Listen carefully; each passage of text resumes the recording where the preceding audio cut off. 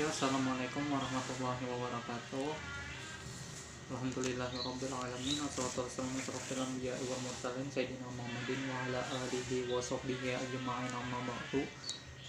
Di sini saya ingin menjelaskan tentang materi kita, yaitu selamat datang wahai nabiku kekasih Allah.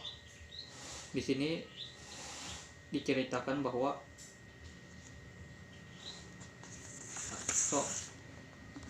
dikisahkan tentang perjalanan Nabi Muhammad dari Mekah. Apa saja itu? Langsung saja, yaitu Nabi Muhammad lahir pada hari Senin 12 Rabiul Awal atau bertepatan dengan tanggal 20 April 571 Masehi. Nabi Muhammad lahir dalam keadaan yatim. Ayahnya Abdullah bin Abdul Muthalib wafat saat Nabi Muhammad SAW masih berusia 6 bulan di dalam kandungan ibunya.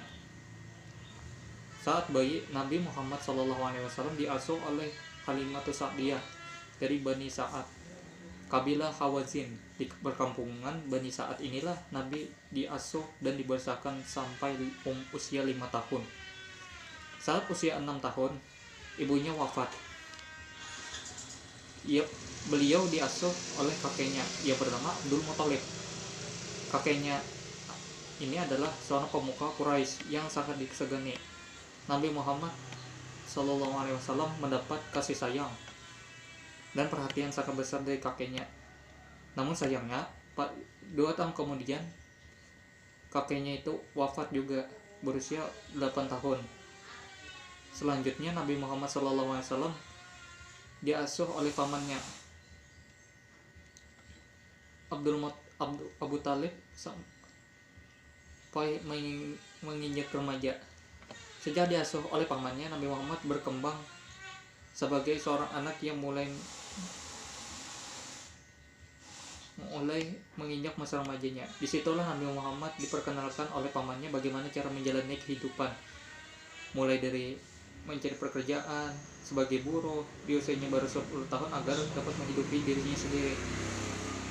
Lalu berternak kambing, menggembala kambing dan lain-lain. Nah, pada usia 12 tahun Nabi Muhammad ini diajarkan ilmu berdagang atau perniagaan. Beliau itu pergi ke Syam dan lalu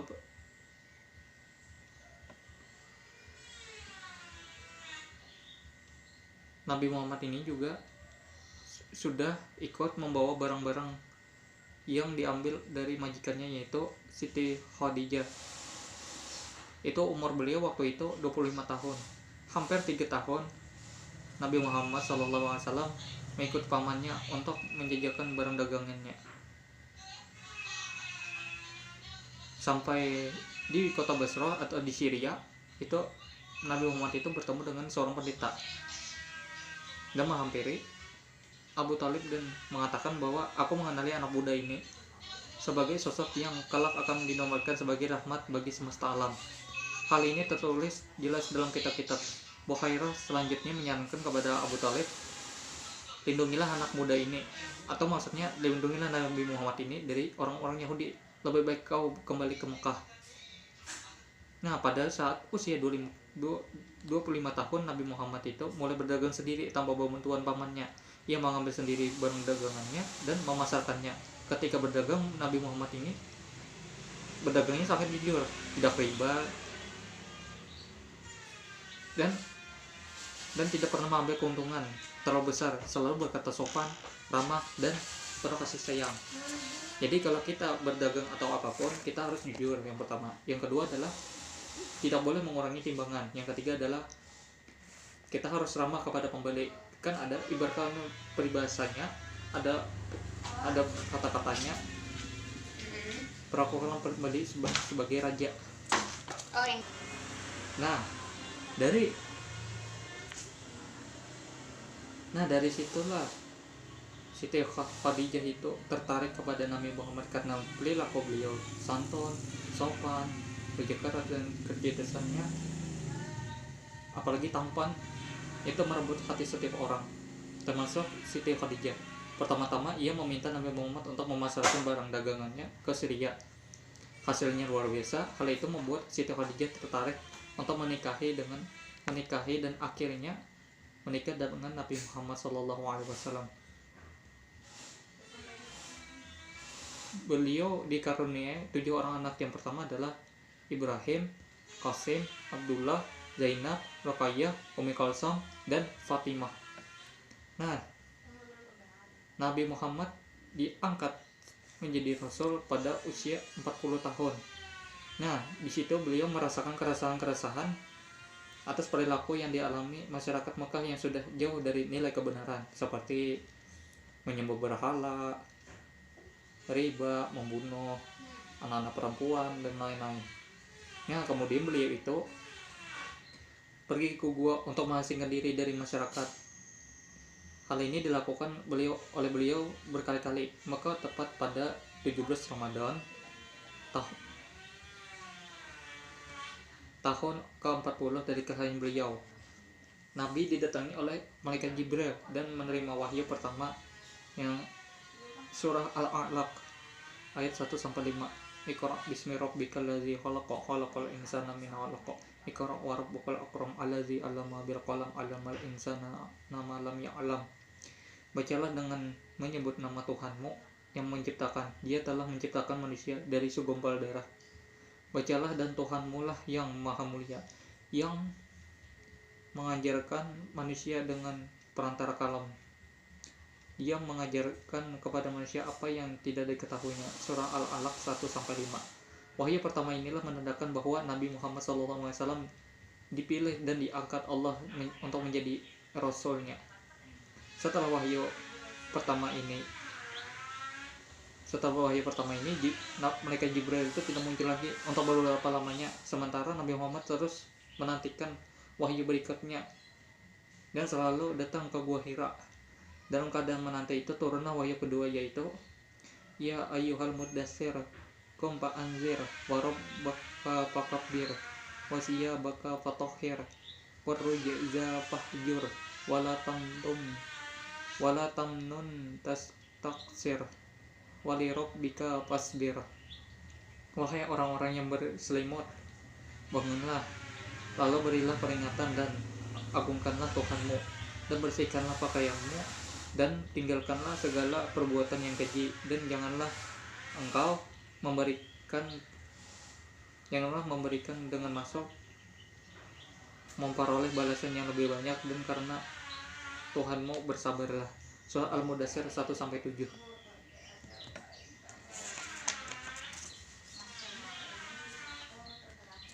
Lalu dakwah beliau di Makkah. Dengan turunnya kedua wahyu tersebut, Nabi Muhammad SAW mulai berdakwah secara sembunyi-sembunyi. Nabi Muhammad mengajak orang yang terdekatnya, tujuannya agar mereka lebih dahulu percaya kepada seruan dan mengikuti beliau. Tempat yang beliau pilih adalah rumah Al-Aqram bin Abil Aqram. Orang-orang yang pertama kali masuk Islam yaitu dikenal dengan As-Sabiqunal Awwalun. Yang pertama adalah Siti Khadijah, istri beliau sendiri. Yang kedua Abu Bakar As-Siddiq, Ali bin Abi Thalib, Zaid bin Harithah, dan Ummu Aiman.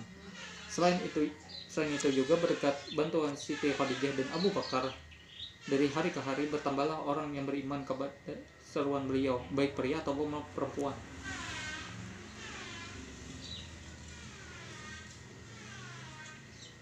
Nah, setelah Nabi Muhammad SAW berdakwah secara sembunyi-sembunyi, maka turunlah wahyu ketiga, yaitu surah Al-Hijr ayat 94-95.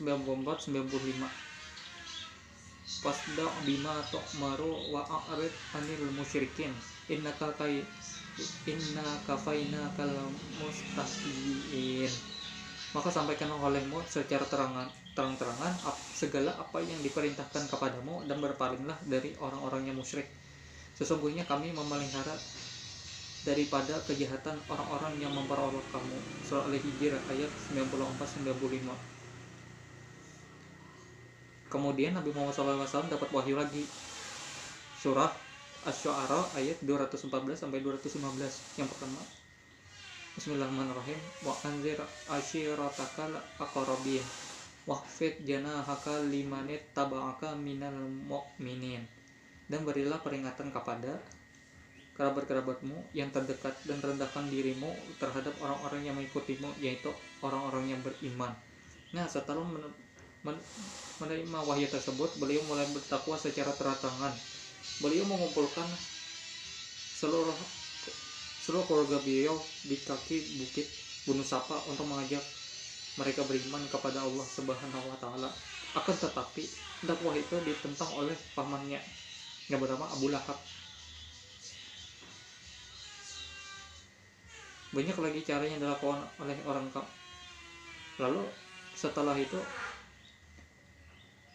semakin hari semakin beliau berdakwah, maka semakin banyak pula yang menentang ajaran beliau. Di antaranya ada yang menyuruh pamannya Abu Talib untuk menghentikan dakwah keponakannya, namun Nabi Muhammad SAW menolak. Kegagalan kafir Quraisy itu untuk menghambat dakwah Rasul menjadikan mereka semakin marah, semakin emosi. Budak-budak mereka yang masuk Islam mereka siksa, ada sampai mereka bunuh. Seluruh pengikut beliau diancam, diteror, dan dikucilkan. Lalu Nabi Muhammad SAW setelah gagal tekanan dari kafir Quraisy untuk Nabi Muhammad, lalu kafir Quraisy ini menawarkan sebuah harta benda, wanita, dan berbakat agar Nabi Muhammad SAW mau meninggalkan dakwanya. Tapi karena Nabi Muhammad ini bersikukuh untuk menyampaikan dakwah, maka kafir Quraisy semakin jengkel. Akhirnya mereka memboikot Nabi Muhammad SAW, Bani Muthalib dan Bani Hashim. Mereka pemboikotan ini umat Islam terkurung di celah-celah kota Makkah. Pemboikotan berlangsung selama 3 tahun, dimulai tahun ke-7 kenabian. Isi pemboikotan yaitu Nabi Muhammad SAW, kafir Quraisy tidak akan menikah dengan orang Islam. Kafir Quraisy tidak akan menerima permintaan nikah dari orang Islam. Kaum Quraisy tidak akan melakukan jual beli dengan orang Islam. Kaum Quraisy tidak mau berbicara atau menengok orang Islam yang sedang sakit. Kaum Quraisy tidak mau mengantarkan mayat orang Islam ke kuburan. Kaum Quraisy tidak akan menerima permintaan damai dengan orang Islam dan menyerahkan Nabi Muhammad untuk dibunuh. Undang-undang pemboikotan ini digantung di dinding Makkah. Penulisnya bernama Mansur bin Ikrimah. Setelah 3 tahun, undang-undang tersebut rusak karena dimakan rayap. Kemudian undang tersebut dirobek oleh Zubair bin Umayyah, Hisam bin Amr, Maqtin bin Adi, Abu Bakhtari bin Hisham, dan Zam'ah bin Al-Azwad. Mereka merasa kasihan dengan siksaan kaumnya kepada Bani Hashim dan Bani Muthalib. Nah, itu saja dari saya. Mohon maaf apabila ada kesalahan kata-kata. Wassalamualaikum warahmatullahi wabarakatuh.